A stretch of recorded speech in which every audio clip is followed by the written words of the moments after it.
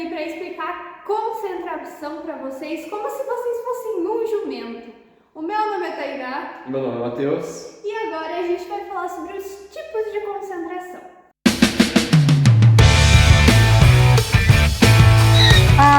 Eu acredito que vocês já devem ter assistido o vídeo passado sobre concentração. E agora a gente vai falar um pouco de cada tipo de concentração que existe.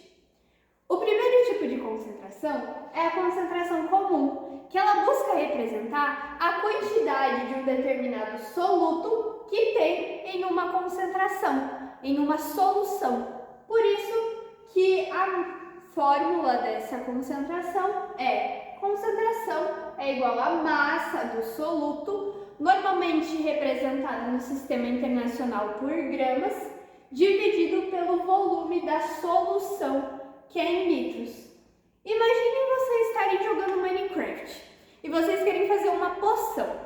Vocês vão colocar um determinado ingrediente e no final vocês vão ter uma solução completa que vai ser a poção de vocês. E vocês querem saber o quanto daquele ingrediente tem em 1 litro de toda aquela poção que vocês fizerem. Vocês vão usar essa fórmula da concentração comum. Mas a gente não pode confundir a concentração comum com a densidade, que é a mesma fórmula sobre massa e volume. Porém, a concentração comum mede a massa do soluto pelo volume da solução. Já a densidade, ela mede a massa do soluto mais a solução sobre o volume. Outro tipo de concentração é a concentração molar, que busca medir a quantidade de mols em um determinado volume. A gente mede ela no Sistema Internacional com 1 mol por litro. Ela é dada por emisão, que seria a molaridade é igual ao número de mols do soluto sobre o volume da solução. A gente sabe que o número de mols é dado por M sobre Mn. Então a gente pode modificar essa equação para ficar a massa do soluto sobre a massa molar do soluto vezes o volume da solução.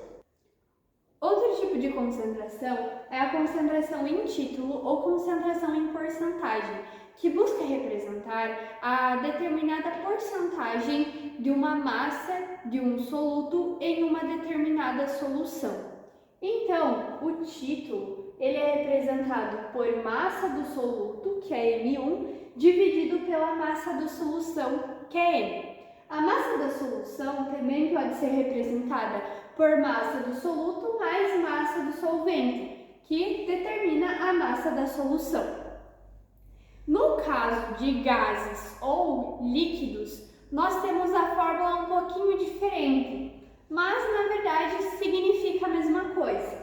No caso dos gases ou líquidos, a fórmula vira título vai ser igual ao volume do soluto dividido pelo volume da solução. O volume da solução não pode ser decomposto em volume do soluto mais volume do solvente. Ao final, o valor obtido do título ele deve ser multiplicado por 100 para formar um valor em porcentagem. Por isso que nós não representamos aqui o valor no Sistema Internacional, porque o título é justamente representado em valores de porcentagem. Porém, existem alguns casos que a porcentagem do soluto é muito baixa. Por isso, na química, a gente pode usar o ppm, que é as partes por milhão. Mas como ele funciona? Eu tenho uma parte do soluto e 1 milhão de partes da solução. Então, a gente relembra das aulinhas de matemática e a gente faz essa conta. Um exemplo disso é quando a gente tem, por exemplo, em um jogo, uma skin muito rara e tem 1000 jogadores jogando e apenas um desses jogadores tem essa skin rara. Seria uma parte por milhão. Outra forma de calcular a concentração é relacionando a concentração comum com a densidade e o título.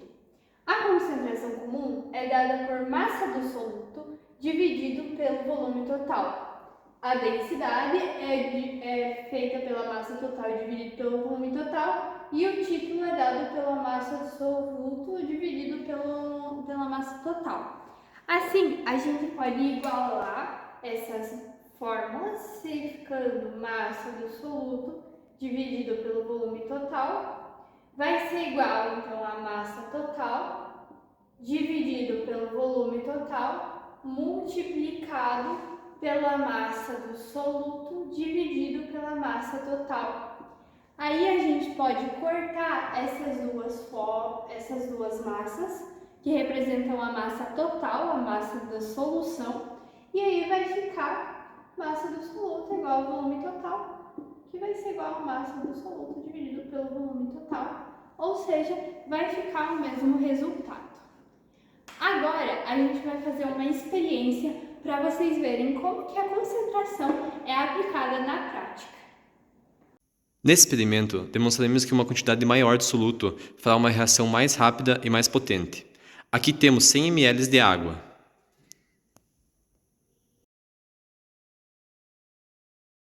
E o nosso soluto será o vinagre, que teremos 100 ml de vinagre em um copo e 50 ml de vinagre em outro.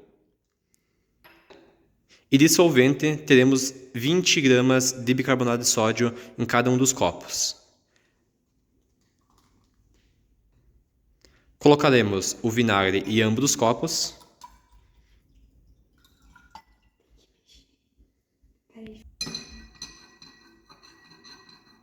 E agora colocaremos o bicarbonato de sódio.